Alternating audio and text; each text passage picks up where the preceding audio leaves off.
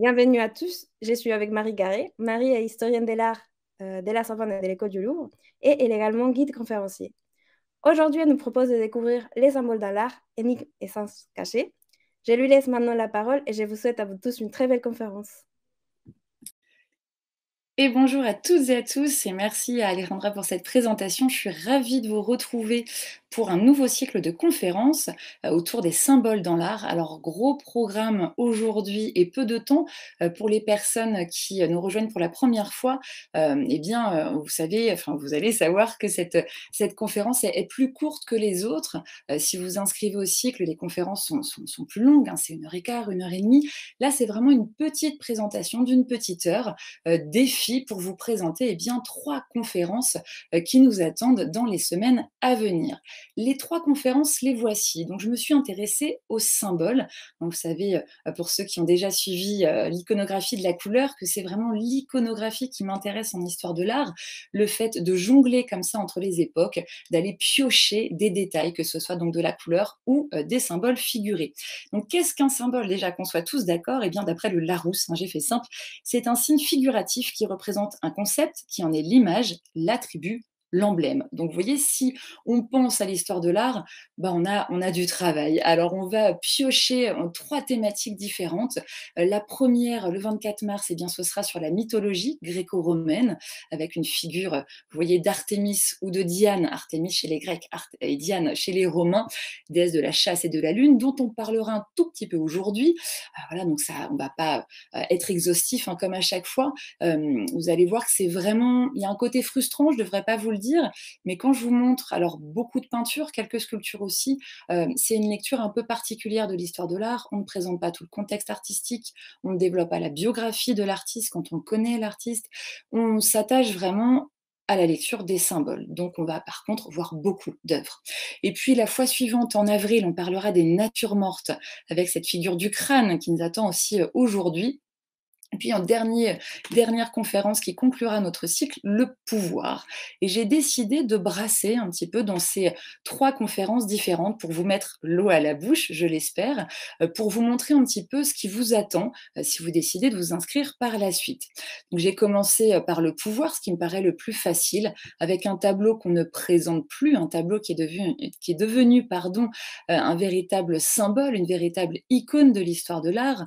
Vous aurez reconnu le fameux roi Soleil qui se compare bien sûr à Apollon, pourrait nous emmener dans la mythologie romaine. Vous connaissez les Romains à cette époque-là, mais on va rester tout simplement dans les régalia, hein, les symboles qu'il arbore ici pour cette présentation officielle réalisée par le très grand portraitiste Hyacinthe Rigaud, qui a commencé par faire un portrait de ce Louis XIV, et Louis XIV aimait tellement ce tableau qu'il en a commandé un second pour l'envoyer en Espagne à son petit-fils Philippe d'Anjou, qui est donc roi d'Espagne à cette époque-là, sous le titre de Philippe V. Les 2 finalement portraits resteront en France, et sachez qu'il y en a un au musée du Louvre, et puis un autre au château de Versailles, dans l'ancienne chambre du roi Soleil, justement. Alors pour éplucher un petit peu tous ces symboles, eh bien, vous voyez ici notamment la fleur de lys, dont on va reparler, la fourrure d'hermine, les talons, et plus exactement les talons rouges, la perruque, bien sûr. Alors je dis bien sûr, mais tous les rois n'en ont pas porté. Et puis des symboles plus officiels, les fameux régalia avec l'épée, hein, l'épée qui peut être joyeuse, l'épée dite joyeuse, hein, on pourra en reparler, mais pas cette fois-ci. Le sceptre, le symbole de pouvoir. Alors là, je n'ai pas choisi ce zoom-là, mais vous voyez qu'il y a ici, en fait, la tête d'un personnage. On ne devine pas comme ça, mais c'est Charlemagne. Et Louis XIV s'appuie sur la tête de Charlemagne. Il porte ce sceptre comme une canne, vous voyez, de façon très élégante. Il a posé aussi dans ce coin la main de justice avec cette partie en ivoire. Et puis, vous voyez que sur la tête, il n'a pas pris sa couronne. Sa couronne est posée aussi dans ce coin de la composition. Et les fleurs de lys aussi que j'ai mentionnées.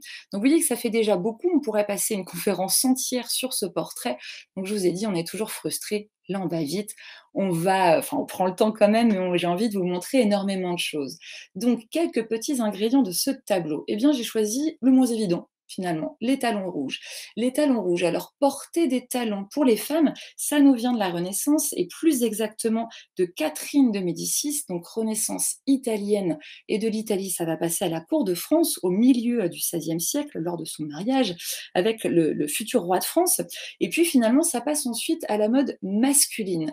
Alors mode masculine sous Louis XIV, qui était, alors il n'était pas de si petite taille que ça, mais il se trouvait petit, et pour paraître plus grand, il y a commencé à porter des perruques. Hein, son père Louis XIII n'en portait pas. Perruque qui n'est pas un symbole officiel, ça devient une mode, hein, de l'aristocratie, et finalement un symbole presque obligatoire par la suite. C'est Louis XIV qui commence cette mode-là. Donc pour paraître plus grand, on rehausse sa chevelure et puis on se rehausse les pieds avec ses chaussures à talons. Je vous ai mis ici un petit zoom du portrait de Rigaud et ici une vraie chaussure du XVIIe siècle, vous voyez, qui était très ornée, fermée par des rubans. Il pouvait même y avoir des pierres précieuses sur ce genre de chaussures. Alors, les talons pour les hommes, eh bien, ça vient au départ des cavaliers de l'Antiquité, hein, pour bien tenir les étriers. Pensez-y, pour avoir justement, comme vous faites du vélo, on fait peut-être plus souvent du vélo que du cheval, pour bien se caler les pieds, eh bien, on pouvait se servir des talons. Mais quand on parle de mode, là, c'est vraiment à l'époque de Louis XIV. Et pourquoi le talon rouge? Eh bien, ça vient alors d'une légende, mais qui n'est pas forcément contredite, d'une légende du frère du roi, hein, le fameux monsieur, le duc d'Orléans, qui n'avait aucun pouvoir. Hein, Louis XIV l'avait chassé du pouvoir de peur d'être détrôné, et qui donc s'occupait des fêtes, s'occupait de la mode, qui était très coquet, et qui aurait marché dans du sang d'animaux qui traînait par terre lors du carnaval de l'hiver 1662, non pas à Versailles, mais en plein cœur de Paris, du côté de Châtelet. Vous savez qu'à Châtelet, il y a le cimetière des Innocents, et puis il y avait aussi tout un marché. C'était le quartier des bouchers. C'est là où on avait les écraissages, l'abattage, les abattoirs, énormément de choses, et donc énormément de choses liées aux animaux et au sang d'animaux. Donc peut-être en effet qu'on devait très certainement se salir les pieds en marchant sur ce genre de choses. Est-ce que vous aurez compris la conclusion? Est-ce que c'est ce qui a donné l'idée à la cour de Louis XIV de porter des talons rouges? C'est une belle légende. En tout cas, vous voyez qu'ici, sur la peinture, le rouge, on ne peut pas le louper. Le rouge, la couleur, ce sont aussi, hein, des symboliques fortes, mais ça, je les laisse de côté parce que, eh bien, ça nous a déjà occupés sur un autre cycle entièrement dédié à la couleur. Donc, on laisse monsieur de côté, on continue avec quelques détails de ce portrait de Louis XIV et la fourrure d'hermine. Alors oui, la fourrure d'hermine, tout le monde sait ça, les rois portaient de la fourrure d'hermine. Alors, je ne vais pas répondre à toutes vos questions, hein. S'il y en a dans le chat, vous allez voir. Alors, pourquoi ne pas répondre à toutes les questions? Parce que je fais exprès, vous allez voir, de ces images-là. Je vous les remontrerai dans les conférences dédiées là, au thème du pouvoir, en l'occurrence, et on aura le temps de répondre vraiment à tous les détails, notamment l'origine. Alors, quel est le premier roi à porter de la fourrure d'hermine? Est-ce qu'il n'y avait que les rois de France et les reines de France qui portaient la fourrure d'hermine? Est-ce qu'il fallait absolument être roi pour la porter? Est-ce que si on était simplement prince, est-ce qu'on pouvait la porter? Ben, tout ça, on verra ça tranquillement. Là, je vais juste revenir à l'origine de la symbolique de cette jolie petite hermine que vous voyez là. C'est pas très grand, hein, une hermine. Ça a un pelage brun l'été, et puis l'hiver, pour se camoufler, pour échapper à ses prédateurs, pelage blanc comme la neige bien sûr, avec le bout de la queue noire. Et si on regarde ce détail-là, ben, ça fait vraiment mal au cœur. Pourquoi? On va utiliser déjà un animal pour faire cette fourrure, ce vêtement, et on n'utilisait que la partie blanche, et la partie noire était ensuite découpée pour la moucheter, c'est-à-dire pour la répartir de façon régulière, comme ça, disséminée le long du vêtement. Donc, pouvez-vous dire qu'à chaque fois qu'il y a une tache noire, bah, il n'y a pas une hermine en entier, mais presque, hein, ça fait quand même beaucoup, beaucoup, beaucoup d'hermines. La loi de la protection des animaux n'était pas encore passée. Qui dit Hermine dit aussi Léonard de Vinci, avec cette fameuse dame à l'hermine, hein, qui pourrait être Cecilia Gallerani. Là, on est sur la Renaissance italienne. Je ne vous présente pas Léonard de Vinci, je laisse ça à Tatiana. Simplement, donc, un des grands portraits féminins de Léonard de Vinci, avec une hermine à la patte bien musclée, un portrait donc à la mode renouvelé, hein, réinventé par Léonard. Vous voyez qu'on n'est plus sur le portrait de profil, plus simplement sur un buste. On en profite pour montrer une main très élégante. Je ne parle pas du jeu de lumière non plus, de l'élégance de cette jeune femme, mais regardez la main. On ne peut pas la louper, elle est en train de caresser le cou de cette hermine. L'hermine, par sa blancheur, ça c'est la même symbolique utilisée par les rois de France, pardon, qui dit blanc dit pureté. Peut-être qu'il y a un jeu de mots avec le nom de cette fameuse Cecilia Gallerani sur cette racine italienne et latine. Peut-être, oui, en effet, on dirait qu'elle n'a pas de poils. On a dit aussi que c'était peut-être un furet. Alors le furet, il pourrait être plus grand que ça. On va dire que c'est une hermine un peu musclée. On ne voit pas d'ailleurs sa queue noire, donc c'est vraiment le blanc qui intéresse ici Léonard. Peut-être aussi une symbolique cachée, comme on aimait bien le faire à cette époque-là. Je pense à la Joconde et à son côté souriant, hein, on a beaucoup glosé dessus. Là, c'est peut-être une allusion au duc de Milan, hein, Ludovic Sforza, dont l'emblème était l'hermine. Donc ici, on aurait le portrait, si c'est Cécilia, le portrait de sa maîtresse qui est en train de caresser ici subtilement et doucement le cou de son amant. Peut-être, peut-être pas, on ne sait pas. En tout cas, ça fait partie, voilà, des grands mystères de l'histoire de l'art. Je ne continue pas avec Léonard, je reviens à l'hermine. Je vous ai dit qu'on allait expliquer l'origine, en fait, en tout cas pour le royaume de France, de cette hermine. Ici, je vous montre deux images différentes. Sur la gauche, vous avez le blason d'Anne de Bretagne. Donc, vous voyez, Anne de Bretagne, elle va être reine de France par 2 fois. Elle a épousé Charles VIII, qui ensuite va mourir avant elle, et elle va ensuite épouser Louis XII. Époque très, très compliquée. Et vous voyez ici une hermine qui semble aussi sans poil, mais là, c'est difficile à rendre quand on est en pierre. Ce n'est pas coloré, donc on va dire qu'elle a un pelage entièrement blanc, un petit peu étonnant. On est à Rouen et on est sur le détail de la façade de l'hôtel particulier d'une cité que je ne prononcerai pas. Voilà, si on a nos amis rouennais qui nous écoutent, moi un peu trop compliqué pour moi, mais je vous laisse le noter si vous vous baladez par Rouen pour aller chercher ce petit détail. Donc vous voyez ici, on a aussi une couronne dont on va reparler tout à l'heure. On pourrait parler aussi des anges avec des ailes. Vous voyez que la symbolique, on en a partout, une fois qu'on met le nez dedans. La fleur de lys nous occupera aussi tout à l'heure. Je reste sur mon hermine qui est ici. C'est le symbole, le blason d'Anne de Bretagne. Vous l'avez ici, donc là vous avez Louis XII, enfin Louis XII, un porc-épic, on va y venir. Là vous avez donc l'emblème du couple royal Louis XII, donc le L de Louis, A de Anne de Bretagne. Je reste sur Anne de Bretagne avec mon hermine. Ici nous avons l'animal, et ici nous avons eh bien l'hermine sur cet emblème, hein, donc blanc, avec des petites mouchetures noires, donc sur fond blanc. Ça fait partie de la devise, hein, de la Bretagne. Il y a je le vois écrit, hein, voilà, mais dans le chat, le nom de l'hôtel, mais je le prononce toujours pas. La devise de la Bretagne, alors là, c'est pareil, je le dirai pas en breton, c'est plutôt, en français, traduit plutôt la mort que la souillure. Et ça, c'est lié à l'hermine. Pourquoi? Eh bien, selon une belle légende, encore une fois, Anne de Bretagne se promenait quand elle aurait vu dans la nature une hermine poursuivie par des prédateurs, et elle aurait préféré eh bien, se cacher, pardon, mourir plutôt que de se cacher et donc de se souiller, de se salir le pelage blanc. Belle légende aussi, mais je rappelle que l'hermine est liée à la pureté. En tout cas, ce qui est sûr, c'est que c'est l'emblème d'Anne de Bretagne, et par Anne de Bretagne, ça devient l'emblème de la Bretagne tout court. Et par Louis XII, eh bien, on va associer la fleur de lys, donc symbole du roi de France, à cette hermine. Un tout petit mot pour le porc-épic, parce que je suis sûre que vous allez me demander, ça vient d'un ordre de chevalerie du grand-père de Louis XII. Louis XII va supprimer cet ordre de chevalerie, il va le remplacer par l'ordre de Saint-Michel. Je ne sais pas si on aura le temps d'en parler un jour ou pas, de cette symbolique-là.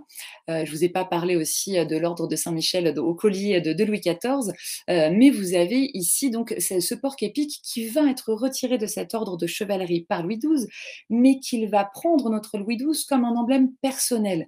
Pourquoi? Eh bien, le porc-épic, regardez, il darde ici ses pics. On aura compris la symbolique, il ne faut pas trop l'attaquer, sinon il est quand même très menaçant, même s'il paraît tout petit et tout mignon.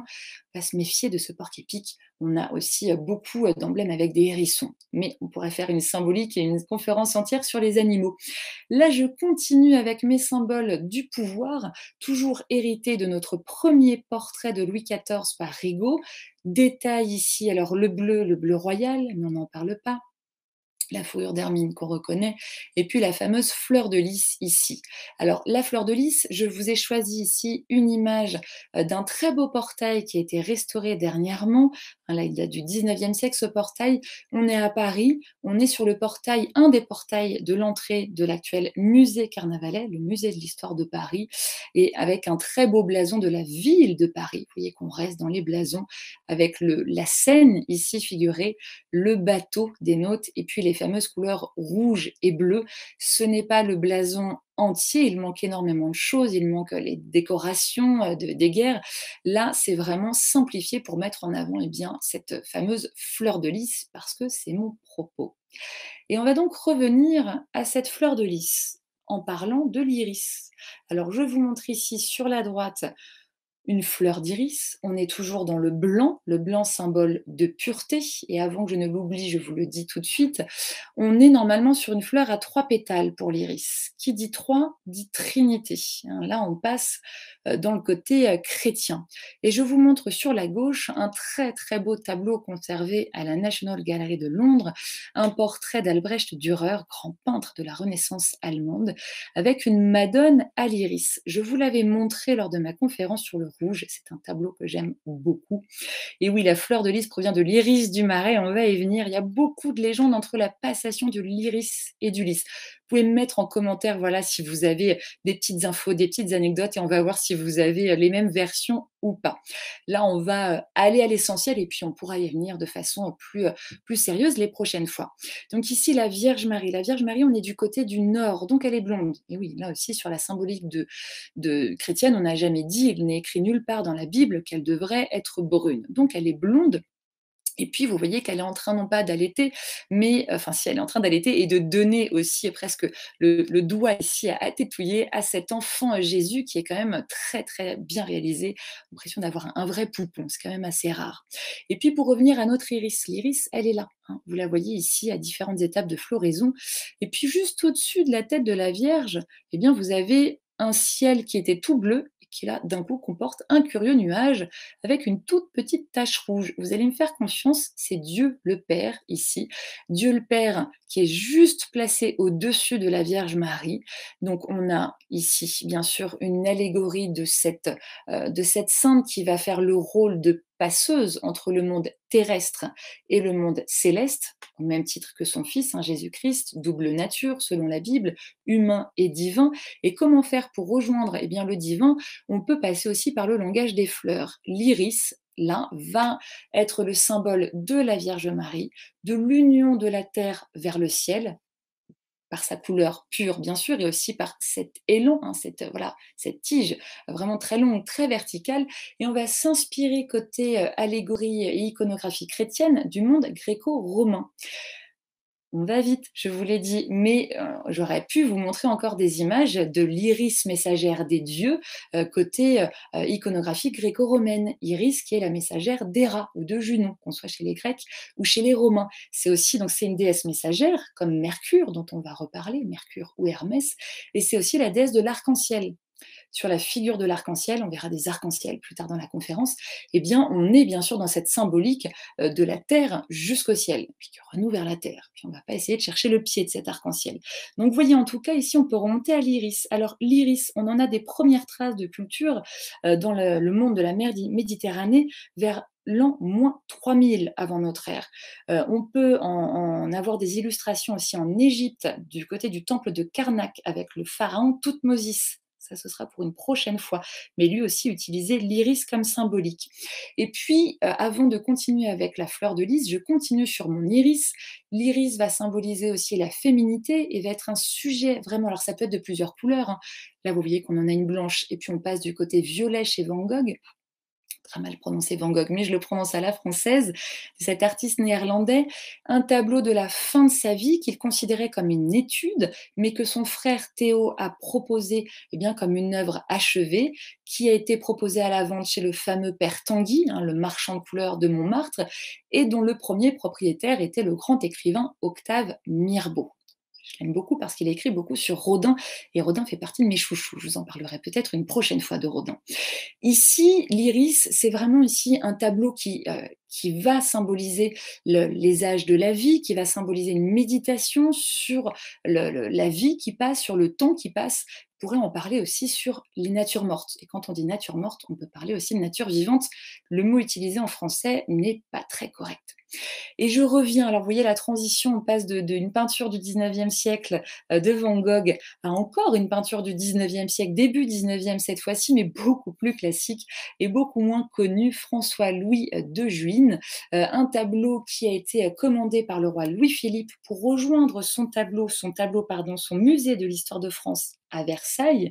Et sur l'époque, on rejoint notre fleur d'iris, fleur de lys, c'est notre thème ici. Alors elle n'est pas présentée, mais l'origine de la fleur d'iris ou de lys viendrait de Clovis, Clovis qui aurait été poursuivi par les Visigoths et qui, alors deux légendes dans la même histoire, se serait planqué par un champ d'iris comme celui de Van Gogh, ou alors les iris lui auraient montré, lui auraient facilité le passage pour traverser une rivière, auraient formé comme un gué. C'est une belle légende. Certains pensent que ce n'est pas Clovis, mais que c'est plutôt Louis VII qui a commencé à utiliser la fleur de lys dans les armoiries françaises. On reviendra sur toutes ces différentes subtilités. Ici, je reste sur Clovis et vous voyez qu'ici, on a une très très belle miniature du XVe siècle. Je vous ai mis sur la droite un détail de cette enluminure ici, où vous reconnaissez la scène ici avec les fameuses fleurs de lys, et ça y est, on est sur cette fleur de lys avec les trois tiges qui symbolisent aussi la Trinité. Il y a un côté roi de droit divin, on passe du côté religieux au côté pouvoir terrestre aussi, tout ça étant lié, et ici on a l'épouse du roi, Clotilde, qui va lui offrir ce blason. Donc je reste sur Clovis. Et Clovis, une fois qu'il s'est fait baptiser, je reviens sur mon tableau-ci, Clovis était là. Donc vous voyez qu'on est sur un tableau vraiment 19e. Ils sont tous très musclés, tous, voilà. Vous avez les Gaulois, le peuple, pardon, les Francs comme des Gaulois, un peu comme Astérix ici, avec une grande aile sur le casque. Tout ça, c'est une vue bien schématique de cette tribu dite barbare qui est en train de s'agenouiller, en train de regarder leur chef se faire baptiser. Regardez, il est bien armé ici et on montre son pas en avant, en train de se faire baptiser par l'évêque. Je pourrais vous parler aussi de ce bâton, j'y reviendrai, et son épouse est là. Et puis de l'autre côté, vous avez ceux qui prient et regardez les visages, regardez les musculatures, on a vraiment une différence assez faramineuse. Donc ici, par ce baptême, Clovis aurait changé ses armoiries et serait passé, du crapaud à la fleur de lys. Vous voyez ici cette petite image assez sympathique. Donc l'iris, la fleur de lys, le lien avec la Vierge Marie, on développera tout ça sur notre symbolique du pouvoir. Je continue, je suis toujours sur le thème du pouvoir, et vous voyez qu'on peut parler du pouvoir en passant par la mythologie, en allant du côté de la nature morte, tout ça c'est très lié. Alors bien sûr, je ne vous montrerai pas les mêmes œuvres le long de ces 3 conférences. Ici, on continue avec la couronne. Bien sûr, Louis XIV avait à côté de lui une couronne. La couronne, c'est un titre honorifique, une distinction. Côté iconographie chrétienne, on peut avoir des couronnes de martyrs. Le Christ peut être couronné, pensez à la couronne d'épines. La Vierge Marie peut être couronnée aussi. On pourra parler de ça. Ici, j'ai choisi de vous emmener en Égypte avec une très belle œuvre conservée au musée du Louvre. Je ne vous en montre qu'une face. L'œuvre est à peu près 2 fois plus grande que ça, mais c'est quand même une petite stèle de dévotion privée, dite stèle de la Dame Tapérette. Alors la Dame Tapérette est là, c'est la défunte qui va faire tout ce qu'elle peut pour s'octroyer les faveurs des divinités dans l'au-delà, et donc elle va prier le soleil. De l'autre face, on a Ré, le dieu du soleil, avec sa tête de faucon, et puis de ce côté-ci, vous avez Atum. Alors Atum, c'est un dieu très important en Égypte qui va finir par symboliser l'être passé, le soleil couchant. Donc vous le voyez ici, portant sa barbe postiche et surtout, en ce qui nous intéresse aujourd'hui, qui porte le fameux pshent, la fameuse double couronne qui relie la Haute-Égypte et la Basse-Égypte. Elle peut être blanche et rouge, et là vous voyez qu'elle est plutôt ocre et rouge. On ne parle pas trop de couleur aujourd'hui. Donc en tout cas, une couronne qui dit la fonction, vous voyez qu'il n'est pas beaucoup plus grand que la défunte, mais rien que par cette couronne, on sait qu'il est plus important. Et puis, alors ils sont sous le patronage de la Terre. La Terre, c'est une divinité pardon, masculine en Égypte, du nom de Geb. Ici, c'est symbolisé par une frise noire. Et puis, vous avez quelqu'un qui fait comme un arc-en-ciel ici, symbolisant la voûte céleste. C'est Nout, qui a ici eh bien, sa poitrine et ici ses cheveux noirs qui tombent presque jusqu'au sol. Et ses mains ici qui pendent. Vous aurez vu ses pieds, ici ses jambes et son corps vraiment très allongé, avec les étoiles en plus. Donc voilà pour la petite explication de cette œuvre qui nous présente une couronne. On saute vraiment d'époque et de dynastie aussi. Vous êtes avec ici une couronne qu'on parle, qu'on dit être un tri-règne. Alors le tri-règne, ou le triple couronne, ou la tiare pontificale, c'est un symbole papal que les papes ne portent plus aujourd'hui, mais quand on a une investiture de pape, vous voyez ici, je vous montre celle de Benoît XVI, ils reçoivent ça, on a une tiare qui peut être fabriquée. Alors, toujours en objet précieux, bien sûr. La forme, ça peut être ovoïde comme celle-ci, ça peut être plus circulaire, peu importe. Ce qui est important, c'est d'avoir 3 rangs. 3 rangs, pourquoi? Eh bien, pour montrer les 3 pouvoirs du pape, le pouvoir vicaire du Christ, le représentant du Christ sur terre, le père des rois et le régent du monde. On peut parler aussi des 3 pouvoirs de l'Église militante, c'est l'Église souffrante et l'Église triomphante. On peut aller encore plus loin, en tout cas, ça fait aussi symbole et référence à la Trinité, et donc couronne spécifiquement surmontée d'une croix, bien sûr, ça se comprend. Et je vous montre une autre couronne surmontée d'une croix, d'un personnage qui ne s'accordait pas franchement surtout avec le pape, qui lui était contemporain, le fameux Pie VII. J'ai nommé Napoléon Ier. Et Napoléon Ier, j'ai fait exprès de vous montrer cette couronne parce que c'est pas la couronne à laquelle on pense. Je vous montre tout de suite. On pense pour Napoléon Ier, empereur des Français, après la Révolution française, après qu'on ait détruit tous les symboles de fleur de lys qui rappelaient la monarchie absolue. Bien sûr qu'il va reprendre un pouvoir fort, qu'il va faire extrêmement attention à la symbolique et qu'il va réutiliser une couronne, mais qu'il va plutôt piocher du côté des Romains. Je reviens sur ma couronne de Napoléon Ier, fabriquée sous son règne, couronne dite de Charlemagne. Alors Charlemagne était donc roi et empereur couronné. Empereur ensuite, en 800, c'est un personnage fondateur auquel tous les rois vont se référer. Louis XIV, on avait évoqué le sceptre de Charlemagne, et Napoléon Ier aussi, vu qu'il avait affaire à un empereur. Donc il voulait marcher dans les pas de Charlemagne également. Ici, Napoléon Ier ne va pas utiliser les couronnes qui avaient été utilisées par les rois de France. Certaines ont été détruites par la Révolution française. Il existait encore celle de Louis XV, qui est toujours conservée au musée du Louvre, mais il décide de se faire fabriquer une autre couronne. Alors sur le même principe de couronne fermée, ici vous voyez par la petite coque ovoïde de velours rouge, on va alterner sur cette couronne palmée avec une alternance de palmes et de petites sphères. Et puis, vous découvrez surtout la richesse de cette couronne fabriquée à partir des collections du musée du Louvre. À l'époque, on est sous Vivant de Nom, à l'époque de Napoléon Ier, Vivant de Nom qui va récolter 40 camées pour cette couronne. Les camées, c'est donc l'art de la glyptique, d'aller tailler, de graver des pierres fines, tout en jouant sur les épaisseurs et sur la polychromie. Donc ça fait vraiment des véritables merveilles. Donc cette couronne eh bien, a été portée par Napoléon le jour de son sacre, mais très brièvement. Quand il se couronne tout seul à Notre-Dame, il place cette couronne brièvement sur sa tête et ensuite il la place entre ses mains pour couronner Joséphine. C'est la scène que vous connaissez par David. Je ne vous la montre pas aujourd'hui, sinon je vous en parlerai d'une heure. Il y a tellement de symbolique sur ce tableau. Je continue avec ma couronne, mais cette fois-ci, la couronne que vous connaissez, la couronne de Napoléon et la couronne réalisée avec des feuilles d'or. Une petite anecdote sur cette feuille d'or.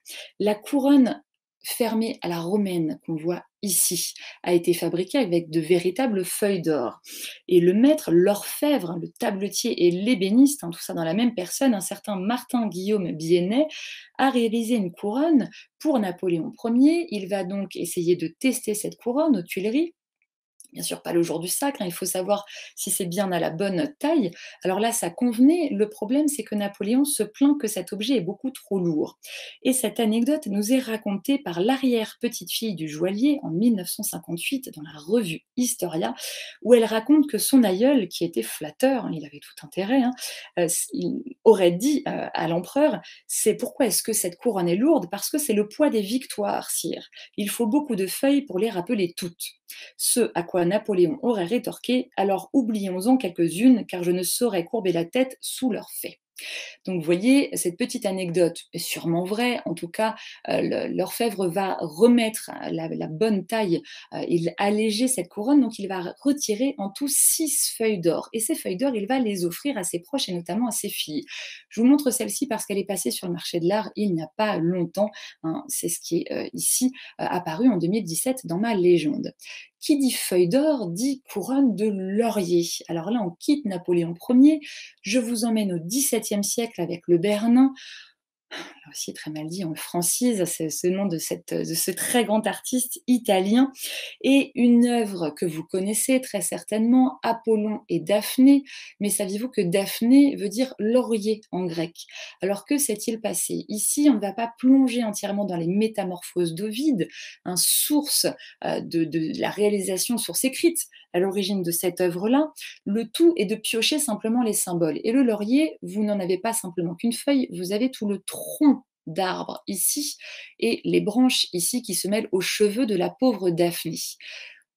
Vous allez voir qu'ensuite, après cet épisode, Apollon est connu pour avoir la tête ceinte de cette couronne de laurier. Je ne parle pas ensuite de César et de Napoléon, ça c'est déjà fait. Ici, vous avez une œuvre donc qui retrace l'histoire de cette métamorphose de la pauvre Daphné qui préfère se changer en arbre plutôt que de souffrir les élans trop fougueux d'Apollon. Pourquoi est-ce un amour impossible? La faute à Cupidon. Cupidon, le fils de Vénus. Cupidon qui est un petit enfant dont on a beaucoup de choses à dire aussi pour sa symbolique, un petit enfant joufflu, parfois adolescent, qui est espiègle, qui est joueur, qui n'est pas très musclé et qui chipe plein de choses à plein de monde, notamment à Apollon et aussi à Hercule. Et un jour, il a réussi à chipper l'arc d'Hercule, mais il n'arrive pas à le tendre. Et ça se passe sous les yeux d'Apollon. Apollon, c'est pas la divinité la plus musculeuse qui soit. Apollon a trouvé plus faible que lui, il se moque de Cupidon, il n'aurait pas dû. Cupidon s'en souvient et il va planter une de ses flèches d'argent dans le cœur d'Apollon. Et vous savez que ça rend amoureux. Ça rend amoureux de la première personne qu'on va croiser. Apollon tombe fou amoureux d'une manière irrépressible de Daphné. Mais Cupidon ne s'arrête pas là, sinon ce ne serait pas drôle, enfin drôle, pas pour tout le monde. Daphné va recevoir du même Cupidon une flèche de plomb.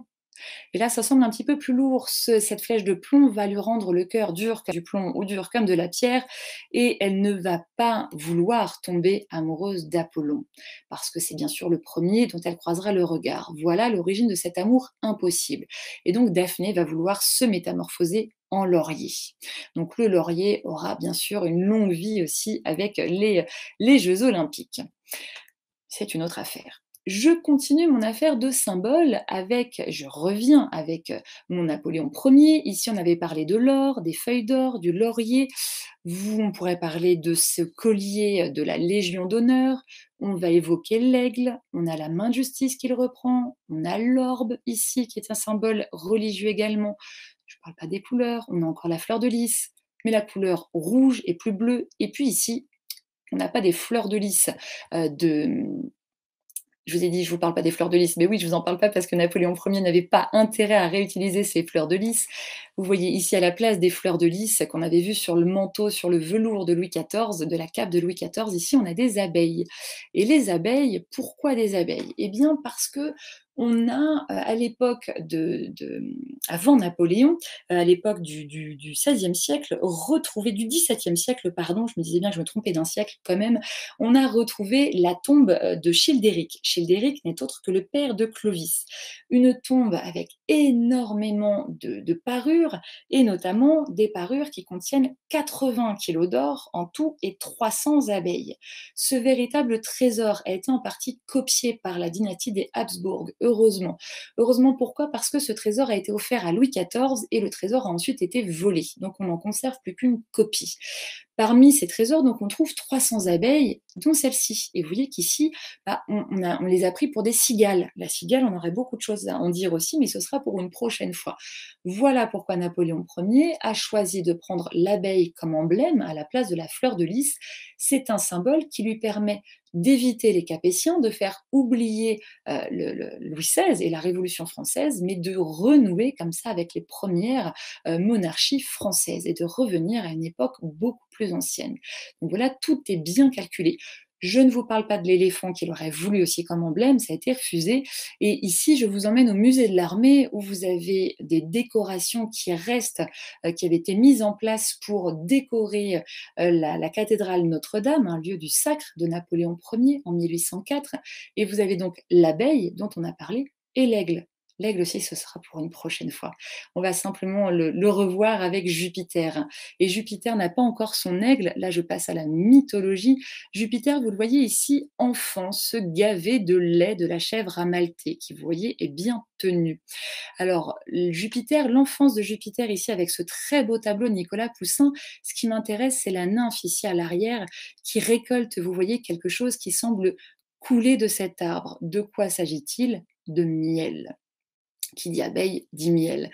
Et le miel, alors, pensez aussi à la nourriture des dieux, hein, cet élixir de vie qui était capable de soigner les blessures, hein, de ça on le savait depuis la Grèce antique, lié aussi bien sûr à l'ambroisie, était connu aussi chez les Égyptiens, où les Égyptiens pensaient paraît-il, eh bien, que ce miel venait des larmes du dieu du soleil, donc Ré. Vous voyez qu'on peut aussi parler comme ça, aller picorer et tourner comme ça avec beaucoup de symboles, notamment par les abeilles. Donc abeille, miel, je ferme la parenthèse. J'étais à Jupiter tout à l'heure avec mon enfance de Jupiter. Pourquoi est-ce qu'il avait en fait été élevé comme ça, caché? Parce que son père voulait le dévorer, hein. Son père, c'était Cronos, donc il va être élevé par des nymphes dans la forêt. Il boit bien sûr du lait de cette chèvre et puis nourri de miel, comme un dieu bien vigoureux. Jupiter a grandi, on le retrouve ici en détail d'une très belle peinture début du XVIIe siècle par Rubens, très mal prononcé aussi, mais toujours à la française, tableau du grand cycle de la galerie de Marie de Médicis qu'on peut admirer au Louvre dans une entière salle qui lui est dédiée, qui mériterait aussi une conférence à part entière. Je vous en ai déjà un petit peu parlé pour la couleur. Et Jupiter, on le voit ici, Jupiter avec Junon. Donc en grec, ça nous donnerait Zeus et puis Héra, mais là on va rester sur les noms romains qu'Henri IV connaissait, Henri IV et Marie de Médicis. Ils vont se placer, ce couple royal, sous la protection picturale, si j'ose dire, de ce couple antique. Donc Jupiter avec l'aigle qu'on aperçoit ici, avec l'orage, avec la foudre ou le foudre comme symbole. Et puis Héra, c'est du côté d'Héra que je vous emmène avec ce pan. Cet animal que vous voyez ici en deux fois avec sa queue ici bien ouverte, c'est l'animal favori, l'animal fétiche de Junon. Ici, je vous montre l'origine eh bien, de ces ocelles, hein, de cet animal qui va émerveiller toutes les civilisations et on n'a pas fini non plus. Vous savez que il y a beaucoup, vous avez peut-être un pan à la maison, ça devient un animal à la mode dans les fermes. Alors pas trop à Paris, moi j'en vois pas trop circuler, je vois toujours des pigeons, mais paraît-il, dans les fermes, il est maintenant pas courant, mais ça devient à la mode d'avoir un couple de pans. Donc c'est bien sûr le mâle qui va déployer comme ça sa queue. Je vous renvoie aussi à une très belle exposition de l'année dernière organisée au musée d'Orsay sur les origines Les origines du monde, c'était le titre de cette exposition où des peintures du Pan avaient été montrées et pour expliquer chez Darwin, Darwin qui se demandait comment cet animal qui ne vole pas, qui n'a pas un très beau chant, qui ne court pas vite, comment avait-il pu résister à la loi de sélection de la nature? Il l'utilise pour illustrer eh bien, les théories de sélection sexuelle. Ici, en effet, vous avez raison, ce sont des yeux, hein. Toutes les petites ocelles ici sont des yeux. Des yeux de qui? Des yeux de ce personnage-là qui a l'air en très mauvaise posture. Vous voyez qu'on cache pudiquement son sexe et puis sa tête, on la cache aussi. Bah, ça coule pas, ça devrait, parce que la tête, il l'a perdue. Il a été décapité par Mercure et sa tête, elle est ici. Alors là, on est du côté nordique, mais du côté italien comme du côté nordique, on ne va pas aller vraiment dans le détail qui aurait pu être très sanguinaire, très glauque, si j'ose dire, sur ce berger Argus, ou Argos, je vais rester sur Argus, qui est censé avoir 100 yeux. On a envie de faire la lésion, 100 yeux. Il a 100 yeux, voilà. Donc ça lui permet de ne pas tous les fermer en même temps et d'être toujours extrêmement vigilant. Vous connaissez très certainement l'Argus de la presse, hein, ça permet d'aller glaner toutes les informations et d'avoir toujours un œil constant sur ce qui se passe. L'origine dans la mythologie, c'est donc Héra qui aurait confié à Argus Io. Io. Io, qui est-ce? Eh bien, c'est une jeune fille qui avait qui était passée sous la domination, sous la séduction de Jupiter, encore une fois.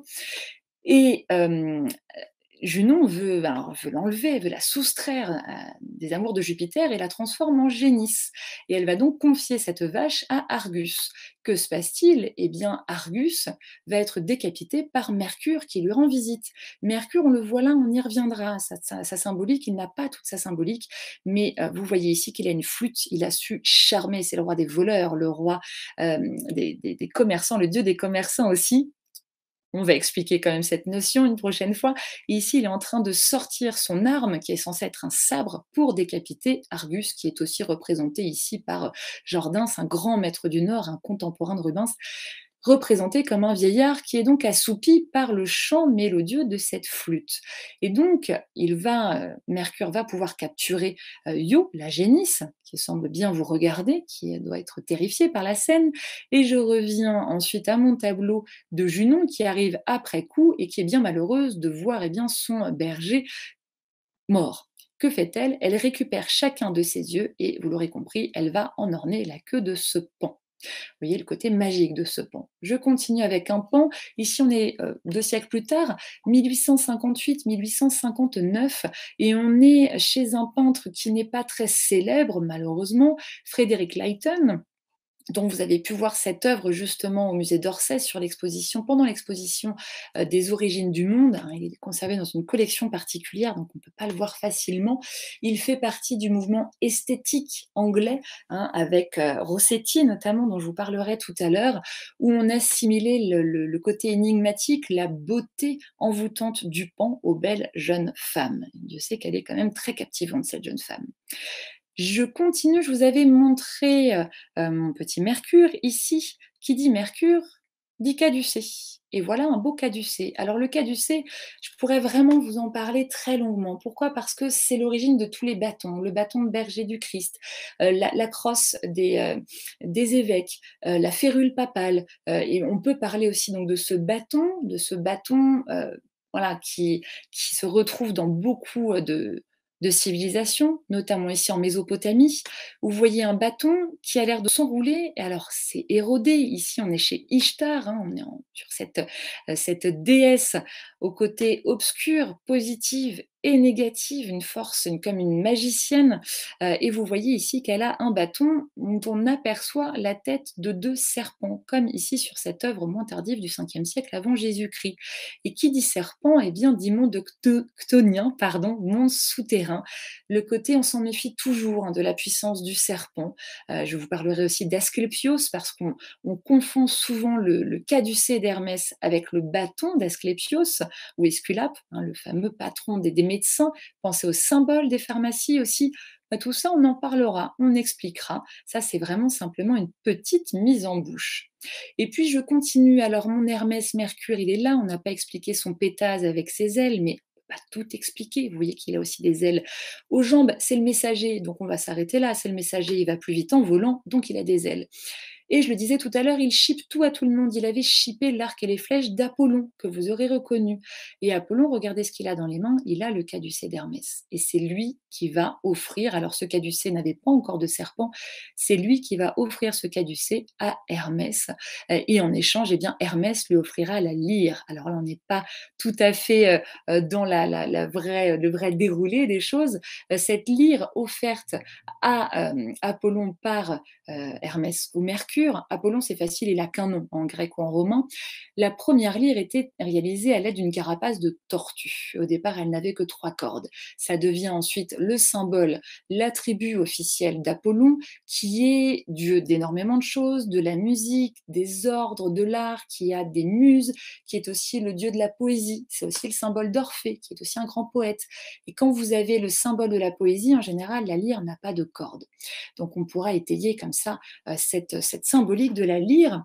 On était avec Apollon qui est muni d'arcs et de flèches, comme sa sœur jumelle Diane ou Artémis. Je vous parle ici de ces arcs et de ces flèches, de cet arc pardon et de ces flèches qui viennent en fait des cyclopes. Vous savez qu'Artémis, c'est la déesse protectrice de la nature, ça ne n'empêche pas d'aller tuer certains animaux. On a un cerf ou une biche, c'est parfois flou, qui l'accompagne. Elle a ici un serre-tête qui est réalisé en croissant de lune et vous la voyez ici sortir une flèche. Cette déesse, vous la verrez toujours ou presque avec des sandales, avec une jupe courte. C'est la déesse donc protectrice de la nature qui voulait être chaste et qui a fait à son père Zeus ou Jupiter 6 vœux, parmi lesquels donc le fait d'être chaste, de rester vierge, de ne pas consentir à l'hymen et d'obtenir une arme des fameux cyclopes qui fabriquaient les armes pour les dieux, d'avoir ces fameux arcs et flèches. Donc ça devient vraiment son attribut. D'Artémis, je repasse à une iconographie chrétienne en passant par le cerf. Ici, vous avez un cerf et vous aurez reconnu le Christ. Vous voyez qu'ici, je profite de cette présentation hybride pour passer d'une présentation à l'autre. Ici, on est chez Maurice Denis. Maurice Denis va se souvenir d'une légende de Saint Hubert, qui était un chevalier du 8e siècle qui préférait s'adonner aux joies de la chasse plutôt que d'aller prier. Un jour, un vendredi saint, au lieu d'aller prier, il s'en va seul en forêt chasser, poursuivre des animaux. C'est là qu'il voit un cerf majestueux. Il lui court après, le cerf ne cesse de lui échapper, et donc ce cerf va finalement s'arrêter et sort de la tête du cerf quelque chose vraiment d'irradiant, le sincère exactement. C'est en fait le symbole du Christ. Pourquoi est-ce que le cerf peut être le symbole du Christ? Et ça se passe beaucoup en tapisserie. J'espère qu'on pourra le revoir bientôt au musée de Cluny à Paris, qui va réouvrir. On avait de très beaux exemples, mais il n'y en a pas que là. Tout simplement par la magie, si j'ose dire, de ces bois, hein, de ces cornes qui n'en sont pas, de ces bois qui tombent sous l'effet des hormones et qui renaissent. C'était vu comme eh bien, un symbole de résurrection. Donc il était au Moyen Âge, très souvent, une symbolique du Christ. Et puis le cerf, c'est aussi le symbole d'une histoire de la mythologie antique. Ici, on est chez Lucas Cranach, qui a une représentation à ce grand maître de la Renaissance allemande, se reconnaît parmi tout le monde, parmi tous les autres, hein. Il a une morphologie de la femme assez étonnante. Et ici, vous voyez un bain de Diane avec ses suivantes. Elle avait fait aussi le vœu hein, chez son père d'être entourée par 50 suivantes. Et elle était au bain et elle devait rester discrète. Elle ne devait pas se montrer nue, hein, très pudique, et elle a été eh bien, surprise par un chasseur, le fameux Actéon. Et donc, de fureur, Diane va le faire transformer en cerf. Pourquoi en cerf? Eh bien, parce qu'il ne va pas être reconnu par ses chiens et il va se faire dévorer. Donc, le cerf, on peut le retrouver dans l'Antiquité gréco-romaine, on peut le retrouver aussi chez, bien sûr, dans la religion chrétienne. Je continue avec Cranach pour vous montrer encore des nus féminins qui représentent cette fois-ci nos 3 déesses, Athéna, Héra et Vénus, qui sont en train d'essayer de séduire le pauvre Paris, un berger qui se transforme en chevalier du Moyen Âge, Petite dédicace ici à Cupidon, ce Paris doit, ce berger doit choisir la déesse la plus belle. Je vous montre ça pourquoi? Pour vous montrer simplement très rapidement, parce que le temps passe trop vite, pour vous montrer Athéna qui fait partie de ces 3 déesses qui essayent d'être élue la plus belle. Athéna, ici par Klimt, une belle représentation où elle porte ici la petite statuette de la Pallas. On racontera ça une prochaine fois. Elle porte le casque, elle est née avec son casque de la tête de Zeus. Elle porte un symbole de pouvoir, le sceptre, on revient toujours au bâton. Et puis, elle porte de son air fier ici quelqu'un que vous aurez reconnu. De qui s'agit-il? Eh bien, de Méduse, la Gorgone. Alors, vous connaissez très certainement cette histoire avec Persée, mais pourquoi est-ce que cette Gorgone, je vous la montre avant qu'Athéna n'intervienne, pourquoi est-ce que cette Gorgone, elle est là, la Gorgone Méduse, pourquoi est-ce qu'elle a été transformée en tête maléfique qui est capable de vous pétrifier d'un seul regard? On revient avec ce côté maléfique du serpent ici. Eh bien, selon une version, elle aurait commis le péché de chair, pour avoir un vocabulaire chrétien, elle aurait commis un acte sexuel avec le dieu de la mer, Poséidon. Poséidon, vous le voyez ici. C'était un rapport, selon certaines sources, forcé. Donc on peut dire qu'elle a été violée par ce dieu, mais c'est elle qui va être punie par Athéna. Athéna qui va bien, l'interdire de regarder, de séduire par ses yeux. Dès qu'elle regarde quelqu'un, elle le transforme en pierre. Terrible malédiction. Donc on avait Athéna dans ce jugement de Paris, on a Poséidon avec son trident, et puis je vous montre maintenant aussi Vénus. Vénus, c'est la pomme. La pomme, alors là, on pourrait faire une conférence entière sur ce fruit. La pomme, si vous avez une figure nue qui tient une pomme, vous pouvez être sûr bien, qu'il s'agit de Vénus. Vénus qui porte une flèche, la flèche de Cupidon, qui semble atterrir directement vers sa poitrine, vers son cœur. Et je ne sais pas si vous parvenez à les voir, il y a des papillons. Le papillon, il y en a partout une fois qu'on en a vu un. Et là, elle semble avoir un nimbe aussi. Ce nimbe, on pourra en reparler. Le papillon, c'est le symbole de l'âme, par la fragilité. On ne peut pas le toucher, il meurt, on ne peut pas le saisir. Et puis vous avez par ce très beau tableau de Rossetti des roses. La rose, c'est le symbole aussi de l'amour. Et Vénus, c'est la déesse de l'amour. Et puis vous avez donc ce langage très particulier. Vous avez aussi du chèvrefeuille très fleuri ici. Le chèvrefeuille, c'est le symbole de la passion sexuelle. Donc, vous voyez qu'on peut aller aussi dans le langage des fleurs, ça on ira côté nature morte. Ici, petite transition entre la pomme qui est aussi, alors qu'on voit ici avec cette petite branche, la pomme, symbole bien du péché de chair, symbole d'Ève. Ici, vous avez un très beau tableau de Jean Cousin l'Ancien qu'on peut trouver au Louvre. Eva Prima Pandora, ici vous avez le titre qui est accroché littéralement dans l'œuvre, et vous avez ce très beau nu de l'histoire de la peinture française de cette Ève, donc première femme côté iconographie chrétienne, et puis première femme aussi côté iconographie antique, Pandore, le mythe de Pandore. Vous savez que c'est voilà, il y a l'espérance tout au fond de ce vase. On l'oublie pas, l'espérance, on en a besoin dans ces temps si difficiles. Vous avez un syncrétisme comme ça entre Ève et Pandore. Alors ça, pour l'iconographie, pour les jeux iconographiques, ça fait partie des tableaux que j'aime beaucoup. Vous avez également ce crâne. Ce crâne, bien, on va en reparler côté vanité, côté nature morte. Vous voyez, je suis désolée de vous frustrer si vous arrivez en retard. Là, ce n'est qu'une découverte. On effleure comme ça tous les tableaux, toutes les symboliques qui s'y cachent, et je passe d'une conférence à l'autre. Une conférence sur le pouvoir, donc pouvoir terrestre plutôt, pouvoir religieux aussi, une conférence sur la mythologie gréco-romaine et une conférence sur les natures mortes. Alors les natures mortes, ne vous dites pas je ne m'inscris pas, il n'y aura que des bouts de fromage et de table. Non, non. Vous allez voir on va parler du style de la nature morte, et puis des natures mortes qui se cachent aussi dans d'autres tableaux. Des natures mortes à travers l'histoire, et puis je vous indiquerai aussi en bibliographie un très très bel ouvrage qui dépoussière vraiment ce genre, et sachez qu'il y aura dans quelques mois une très très belle exposition au Louvre sur la nature morte. Donc on pourra réviser ensemble et s'y préparer à cette belle expo avec cette conférence qui lui est complètement dédiée. Ici, vous avez donc, on n'est pas au 20e, on est au 19e, avec Paul Cézanne ici, et cette nature morte au crâne, hein, didactique pour le titre.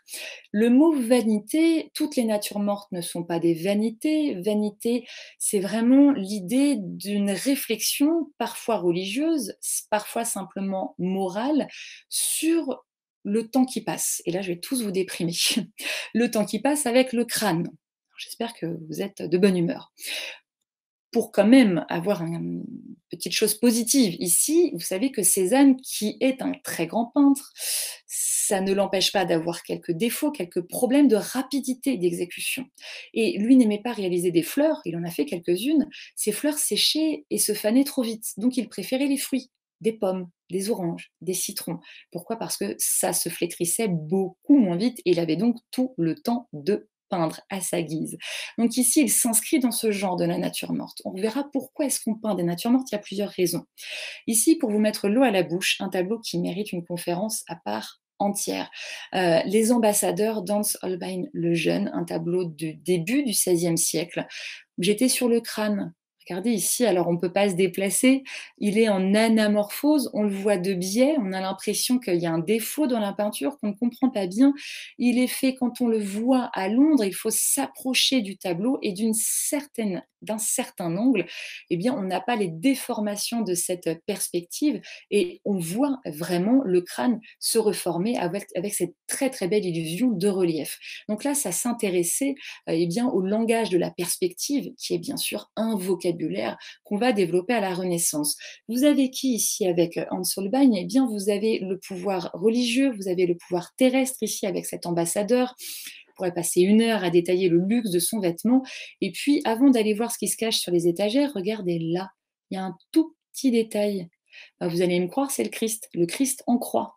Et oui, la vacuité du monde, ici du monde terrestre, la religion, le temps qui passe, on a un tableau religieux. Alors sur cette étagère du dessus maintenant, énormément de choses. On a un globe, on le retrouve ici. On va découvrir ici le Nouveau Monde, donc paraît-il, on détaille l'Espagne et le Portugal, qui étaient donc des grandes puissances à la découverte de ce Nouveau Monde à cette époque-là. Enfin, ce qu'on appelait le Nouveau Monde, vous m'aurez compris. Et ici, un globe. Ici, vous avez dans des instruments de mesure et de temps astronomique, des cadrans solaires, et puis surtout un torquetum ici pour aussi déterminer eh bien, le jour et la date. Donc plein d'instruments qu'on développait depuis l'Antiquité, qui montraient le côté savant, le côté aussi, voilà, il y a le tapis persan, ici énormément de choses. Donc là, le côté scientifique, l'astronomie qu'on retrouve là, et puis le monde de la lecture, le monde des savants, bien sûr ouvert à des pages certaines, mais je ne détaille pas tout aujourd'hui. Et le luth ici. Alors le luth, c'est le symbole de l'harmonie. Pourquoi? Parce qu'il produit des sons raffinés, des sons qu'on dit aériens. Donc il est vraiment un symbole de pureté de la musique, hein. Il va, désolé pour les autres instruments, mais le luth, il a vraiment une symbolique à part. Et on ne le voit pas ici, mais il a une corde cassée. Fracture du monde. Et ouais, tout n'allait déjà pas bien à l'époque, guerre de religion. Et vous voyez que ça a l'air très serein, ça a l'air statique, mais on a vraiment un langage extrêmement codé. Et le sol aussi est codé. Mais ça, ce sera pour la conférence sur la nature morte. Qui dit nature morte dit aussi cabinet de curiosité, hein. Dans les cabinets de curiosité, on peut avoir des objets fabriqués par l'homme, des objets exotiques, on peut avoir justement l'idée de conquête du nouveau monde, et on peut avoir des merveilles de la nature. C'est le cas de ces corails. Les corails, ça aussi, c'est une très belle symbolique de par le rouge. Et puis, je ne vous dis pas tout, ça, on en reparlera côté chrétien. Je vais vraiment vous déprimer ici avec une très belle nature morte de Philippe de Champaigne, mais qui fait son travail, hein, qui nous fait penser à la vie qui passe. Vous voyez la dalle, presque funéraire. On triche un petit peu avec ce crâne qui ne bascule pas en arrière alors qu'on ne voit pas du tout ce qui pourrait le tenir aussi droit. Et puis, vous voyez que sans fioriture, hein, on a un fond très neutre, plus que sombre, entièrement noir, qui nous montre eh bien, l'objet végétal, ici, une tulipe. Donc la tulipe, c'est une fleur qui symbolise beaucoup de choses selon sa couleur. Là, c'est vraiment l'idée de la nature, de la vie qui passe. Ça peut être le symbole d'amour aussi, un amour parfait. Mais regardez, il est déjà plus si parfait parce que elle va presque se faner et elle nous fait glisser vers ce crâne qui est comme un masque avec les orbites complètement noires, ce crâne qui réfléchit la lumière comme ce vase ici et comme ce sablier. Vous voyez la fenêtre qui renvoie vers un autre monde. Alors peut-être le nouveau monde, en tout cas peut-être la mort aussi, on ne sait pas bien. En tout cas, on a un renvoi comme ça vers l'extérieur. Et puis vous voyez donc un objet de la nature, l'être humain, et puis le temps qui passe inexorablement avec ce sablier. Et le temps passe trop vite aussi dans cette conférence. Donc ne soyez pas frustrés, là c'est vraiment pour les personnes qui nous rejoignent une petite présentation, hein, de voilà, mise en bouche. Donc je sais que je vous frustre et qu'il y a plein de choses encore à voir, mais on pourrait passer, voilà, une demi-heure sur chacun des tableaux. Là, j'ai vraiment envie de vous en montrer tout un ensemble. Qui dit nature morte dit Ambrosius Bosschaert. Ambrosius Bosschaert, c'est le maître du XVIIe siècle des natures mortes et des fleurs, avec des fleurs qui fleurissent à différentes époques. On retrouve notre tulipe ici, et des fleurs qui symbolisent donc les étapes de la vie. On est aussi à Delft, ça se voit avec ce très beau vase qui reprend la porcelaine chinoise bleue et blanche. Et puis signature de Bosschaert, symbole de l'âme, toujours comme on l'avait vu chez Vénus, avec ce papillon. Très souvent chez Bosschaert, vous avez un petit papillon qui s'y glisse. Dans ces fleurs, alors vous allez me dire des tableaux de fleurs, ben si, en fait. Si, pourquoi? Parce que quand on s'en approche, et c'est ce qu'on fera, on les regardera en détail, il y a des petits insectes, il y a de la vie, il y a énormément de symbolique qui s'y cache. Et puis, qui dit nature morte, dit aussi animaux vivants. Et on peut s'amuser avec Franz Snyders. Autant Bosschaert, ce sont des très petits formats. Chez Snyders, pardon, c'est gigantesque. Et ici, on a des singes qui étaient un des animaux qui fascinaient, hein, depuis, je vais dire depuis de tout temps, mais au Moyen-Âge, hein, vous savez que Saint-Louis ne faisait pas payer de taxes quand on passait sur l'île de la Cité, si on portait un singe avec soi. C'est le symbole de la gourmandise, et vous aurez compris ce qu'ils ont fait avec, eh bien, ces paniers, hein. Vous avez 3 singes, un ici qui paraît plus sage parce qu'il paraît un petit peu plus âgé, et puis les 2 autres qui se montrent leurs trouvailles. On les entend presque ici, crier, ces singes. Donc vraiment gourmandise, excès, méditation aussi sur, les sens et sur le comportement à avoir par rapport à autant de victuailles. On peut réaliser des natures mortes plus sages avec des animaux vivants, avec ce petit chat qui tressaille, qui nous fait passer ici, ben, du côté du monde vivant au monde statique, au monde inanimé. On y passe par une raie qui n'est plus si vivante que ça. Elle a l'air un peu éventrée, mais regardez, elle nous sourit. On a l'impression d'avoir ses 2 yeux et sa bouche ici, une bouche de clown. Vous ne regarderez plus jamais Chardin de la même façon à cause de moi. Un grand peintre qui voulait être peintre d'histoire, mais pour avoir ce statut de peintre d'histoire, il fallait faire ses preuves. Donc, peindre une nature morte, c'est aussi un exercice pictural en dehors de toute vanité. Ça permet de peindre, eh bien, des objets en perspective pour montrer la profondeur de champ avec ce couteau. Ça permet de peindre, eh bien, des objets ovoïdes, ça permet de peindre des objets lisses, de faire réfléchir la lumière, de montrer des jeux de matière, de montrer des émotions. Et c'est forcément, ça coûte aussi moins cher si on veut les vendre, c'est souvent de plus petits formats. Ça peut, comme je le disais tout à l'heure, être des symboles religieux. Ici, je vais vous donner faim avec des fromages. Regardez, les 3 étapes de la vie, ils sont tous à des états de presque décomposition. Ici, hein, je sais bien que c'est du moisi, mais alors là, il a l'air d'être bien dur, ce fromage. La vie qui passe, regardez, on a un fruit pelé. Peu importe le fruit, souvent c'est le citron. Là, ça a l'air d'être une pomme. Si on y joue comme ça avec ce côté serpentin, c'est toujours le fruit pelé, toujours le déroulement de la vie. Côté christique, par les grappes de raisin, par les pommes qu'on trouve ici, qu'on retrouve là avec cette pomme ouverte, hein, cette pomme qu'on a commencé à manger, ça y est, le péché originel a déjà eu lieu. Le côté christique aussi de la nappe blanche, la richesse ostentatoire, hein, les biens terrestres, hein, sont étalés partout sur cette table. Et puis ça a l'air très serein, très calme. Et puis une fois qu'on essaie de zigzaguer, c'est toujours ça qui est extrêmement intéressant sur ces tableaux, on découvre qu'on a l'impression d'avoir des petites souris, des petits écureuils qui sont passés, qui ont mangé les petites noisettes, les petites noix. La noix, c'est aussi un symbole de perfection par le côté très symétrique, quand on la casse bien, en tout cas, de ses coquilles. Et puis, je conclurai, vous allez voir. Alors, est-ce que toutes les natures mortes sont symboliques? Et je réagis directement à cette question. Presque toutes, presque toutes. Je reviens sur Chardin pour répondre à votre question. Là, le but de Chardin, c'était pas, d'être symbolique, c'était de faire ses preuves. Chez Cézanne, c'est aussi pour vendre des toiles, c'est ce qui vendait le plus. Il aimait pas faire des portraits, donc il peignait des natures mortes. Donc non, c'est pas forcément toujours symbolique, mais même si ça ne l'est pas au départ, on ne peut pas s'empêcher de mettre des symboles ou d'utiliser des objets qui sont forcément connotés. Et oui, alors les oiseaux ici peuvent avoir un sens. Là, je ne l'ai pas forcément trouvé. J'ai cherché aussi, je savais que vous me poseriez cette question. Je ne l'ai pas trouvé. Ça peut être simplement, voilà, une preuve technique aussi d'aller peindre, vous voyez, en jeu de transparence pour montrer aussi le côté très lisse de cette nappe dont on montre aussi très souvent les plis.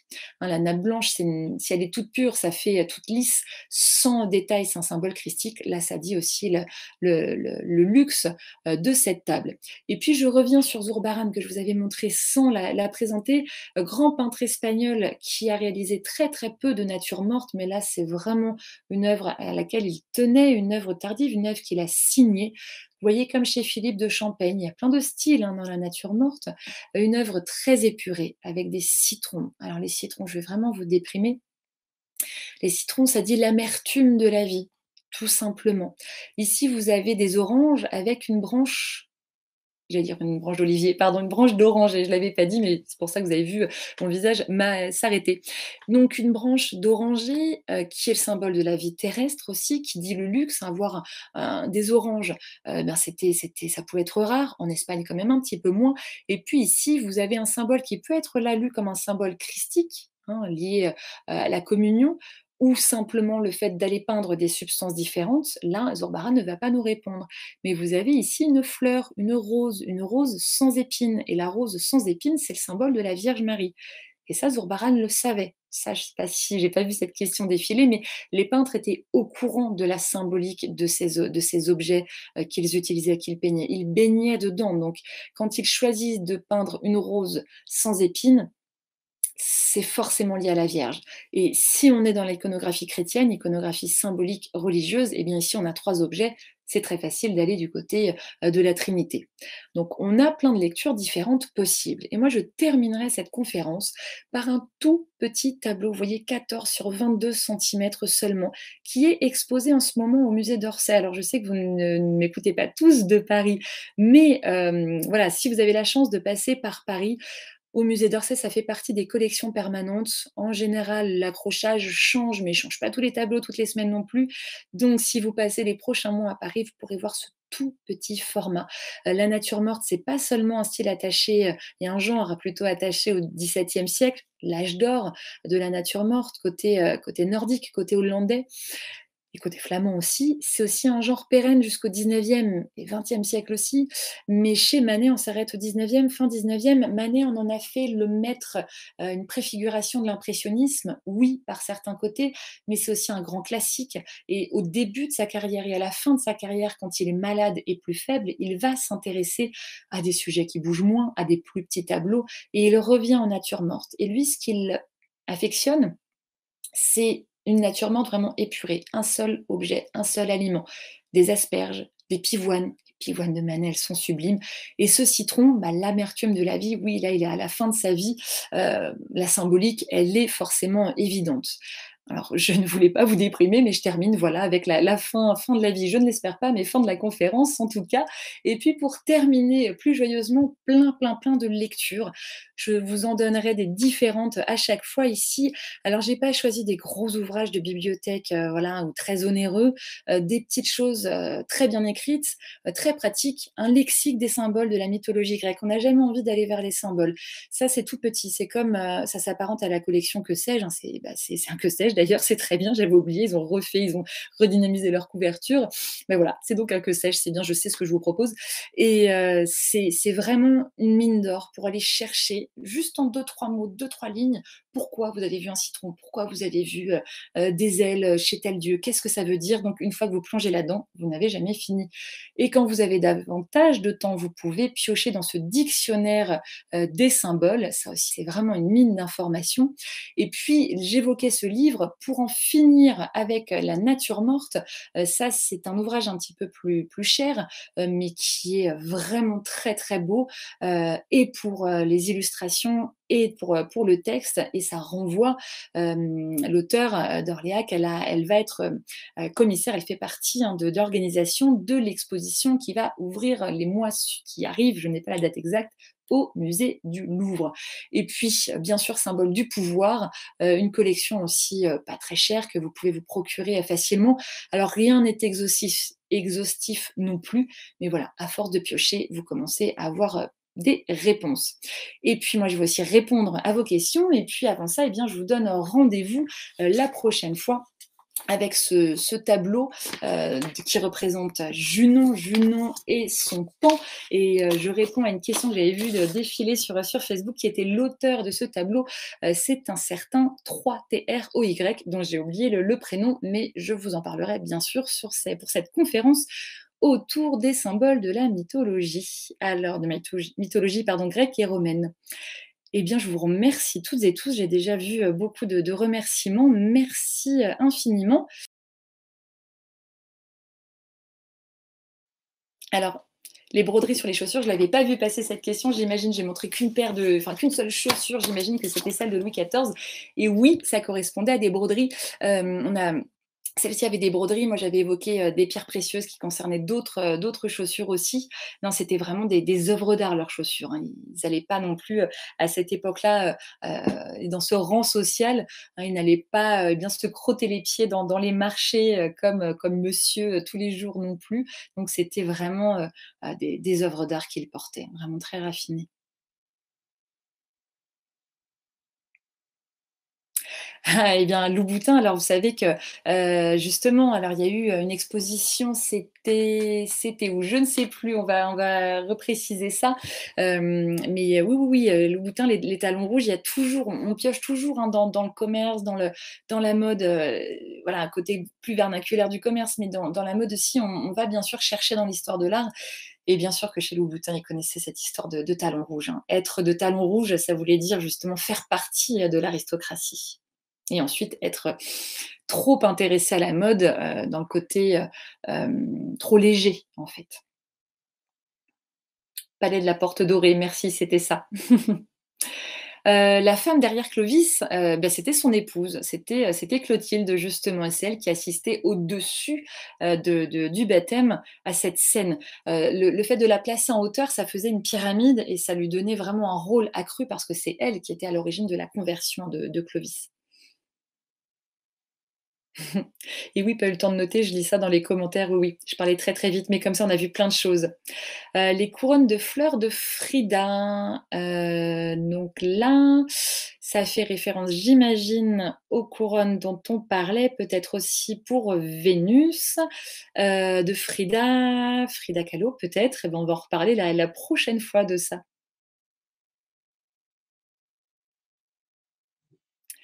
L'art moderne actuel utilise-t-il encore des symboles? Oui. Alors le souci sur l'art moderne, c'est que art moderne, art contemporain, on peut difficilement en parler en conférence, parce qu'on a des droits, d'auteur. Vous savez que, moi j'aimerais beaucoup vous parler, hein, de nature morte, notamment chez Picasso. Je pourrais l'évoquer, mais le montrer, il faut que l'artiste soit mort depuis 70 ans. Voilà, donc conférenciers respectent ça, et ils ont raison, parce qu'il y a des droits à l'image vis-à-vis des héritiers, et c'est bien normal aussi. Et donc on peut pas, voilà, j'aimerais bien aller jusque-là. Donc je réponds simplement comme ça: oui, oui, oui, oui, pas chez tous les artistes, mais certains artistes, notamment figuratifs, vont piocher comme ça, avec une nouvelle façon de faire aussi, en se disant que leurs contemporains ne connaissent plus forcément les symboles, et donc ils vont aller piocher là-dedans. Je vous renvoie, bah, chez Eva Jospin notamment. Je pourrais pas vous parler d'Eva Jospin, mais je vous renvoie, et à Giverny et au musée de la Chasse. C'est une artiste fabuleuse qui s'intéresse à toute la symbolique, des contes aussi, des forêts, et elle utilise le carton. Je vous en dis pas plus. C'est une merveille de symbolisme. Et est-ce que des symboliques peuvent être inventés par des artistes de maintenant? Oui, alors ils peuvent avoir leur propre langage, leur propre symbolique. Là, comme ça, à chaud, j'ai pas d'idées qui me viennent en tête précisément. C'est dur d'en inventer, parce que ça peut faire partir de leur langage, mais soit ça s'appuie, par exemple, je parle d'Eva Jospin, elle utilise le carton, pour elle, la symbolique du carton, c'est le côté brut du matériau. Vous voyez, ça devient son propre langage, mais en général, on s'appuie sur quelque chose d'existant. Après, ça peut être inventé. Par exemple, je pense à Louise Bourgeois, qui va s'appuyer sur sa mythologie personnelle. Elle utilise l'araignée comme une figure maternelle par rapport à sa propre vie, à ses propres émotions, mais ça, on peut piocher, même si elle ne le faisait pas, forcément, dans l'Antiquité et renvoyer, qui dit araignée, dit arachné, il y a toujours un lien finalement. Donc ça, à piocher, à continuer comme ça, ils peuvent en inventer, mais en général, il y a toujours une symbolique plus ancienne qui s'y rattache. Seuls les érudits comprenaient le sens de ces symboles ou les personnes illettrées aussi. Alors ça, c'est une très bonne question. Quand on parlera de la symbolique chrétienne, il y a une différence en fait sur les grands portails des églises. On dit de façon petit peu trop souvent que c'était des livres ouverts, oui et non. En fait, sur tout ce qui était, retable, sur tout ce qui était, destiné, à la population, au peuple, donc à l'intérieur des églises visibles de tous et puis, sur les cathédrales, ça c'était compris, par tout le monde, en tout cas par toutes les personnes qui, étaient de cette religion, en question. Par contre, oui, les petits tableaux de chevalet, là c'était vraiment, réservé à une élite. Mais on en reparlera sur l'iconographie chrétienne aussi. On glissera ça dans la symbolique du pouvoir et on étayera aussi tout ça.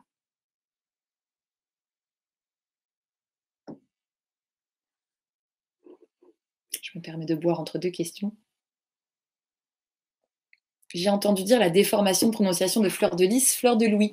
Et oui, ça fait partie de la grande histoire, on en reparlera. On ne sait pas bien en fait, il y a énormément d'histoires. Certains pensent que l'iris n'a rien à voir, que le lys, alors le lys qui s'écrit d'ailleurs Y comme vous l'avez fait ou oui, avec un I, on peut avoir les 2. Voilà, ça fait partie des légendes, on ne sait pas bien. Mais je vous en dis pas plus parce que vraiment on piochera dans tous les ingrédients, la prochaine fois. Mais ça fait partie de ces belles légendes. C'est quoi la différence entre l'iconographie et le symbolique? C'est une très, très bonne question. Hem, et bien là, on a parlé d'iconographie du symbolisme. Pour répondre à votre question, l'iconographie, l'icône, c'est l'image, hein. Quand, par exemple, vous avez le métier d'iconographe, c'est, illustrer un article de journal ou un ouvrage, un livre, ou un manuel scolaire par des images. C'est chercher l'image. L'icône, hein, c'est pas forcément une icône religieuse, c'est vraiment l'image. Donc l'écriture de l'image, la science de l'image. Quand on travaille l'iconographie, on va travailler les différents symboles. C'est lié, je ne sais pas comment expliquer ça clairement. C'est très, très lié comme mot, mais la symbolique, ça va être le sens de l'iconographie. Vous voyez, ça va être, étudier les symboles, c'est de l'iconographie. On peut étudier la couleur rouge et donc la symbolique de la couleur rouge. C'est pourquoi on a utilisé l'iconographie, on va dire ça comme ça, je vais y arriver, hein, on est en direct. Je rame, vous le voyez, vous l'entendez surtout. C'est vraiment l'idée d'aller étudier pourquoi on a, du rouge, pourquoi on a, une couronne, pourquoi on a tel ou tel symbole. C'est le fait de s'intéresser au symbole. On va dire ça comme ça.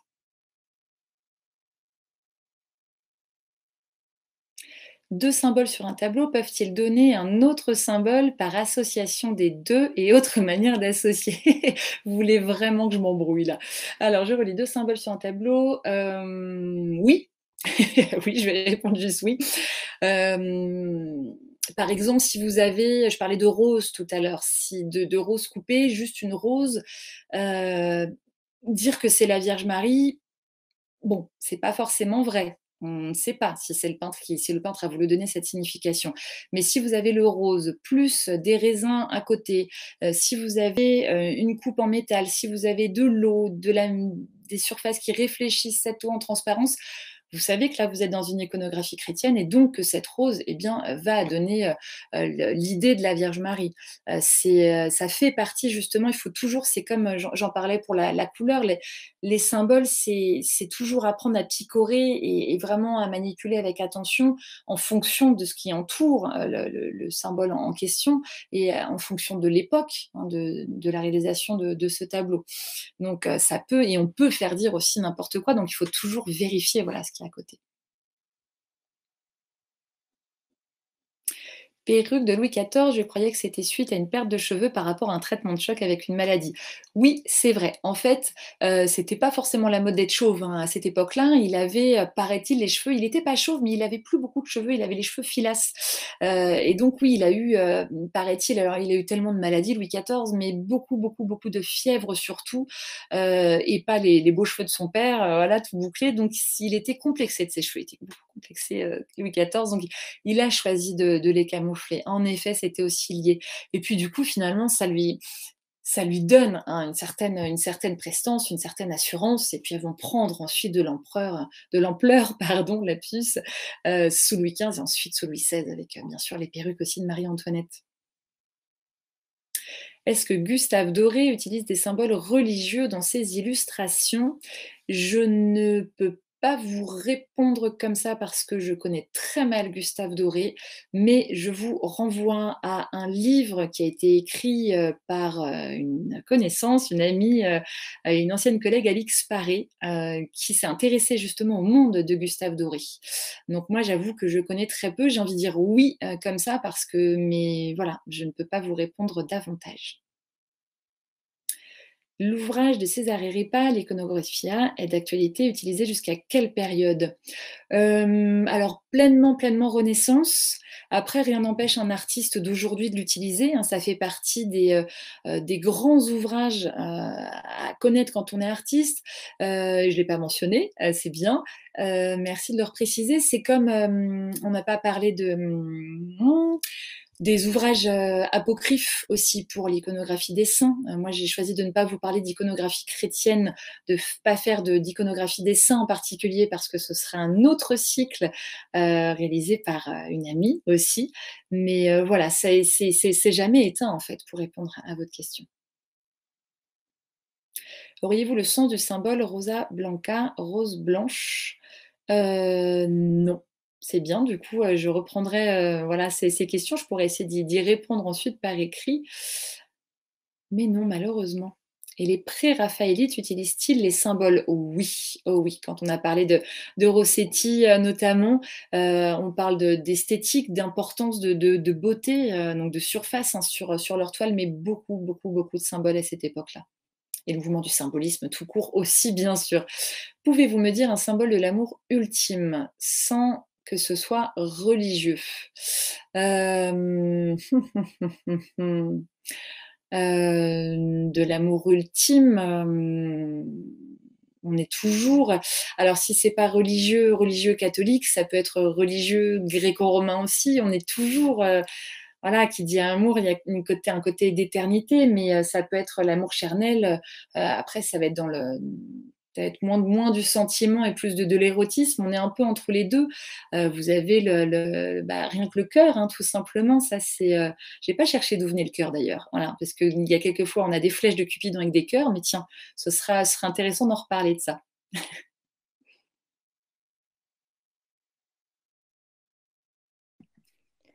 Merci Marie pour cette conférence passionnante et merci à vous tous de l'avoir suivi avec nous. À tous ceux qui étaient un petit peu en retard, ne vous inquiétez pas, vous recevrez tous le lien demain dès que le replay sera disponible. Merci. Je ne sais pas si vous avez un tout dernier mot, Marie? Eh bien non, Pour- moi je vous remercie toutes et tous et puis voilà, ça m'a merci pour vos commentaires parce que du coup voilà, j'ai des petites pistes en plus, des choses à rajouter pour les prochaines conférences et puis bah, je vous dis à bientôt avec grand plaisir. Vous pouvez retrouver Marie lors de son cycle sur les symboles. Vous avez les liens qui s'affichent et vous recevrez également les liens pour ces cycles de conférences. Oui, les cycles, il y aurait un replay, donc vous pouvez les voir par la suite si jamais vous les souhaitez. Euh, Du coup, s'il n'y a plus de questions, je vais clôturer l'événement. Merci beaucoup à tous de nous avoir suivis encore une fois et merci encore une fois Marie. Merci Alejandra, merci à toutes et tous. Je vous souhaite à vous tous une très belle fin de journée et à très bientôt pour des nouvelles conférences sur conférencia.fr. Au revoir.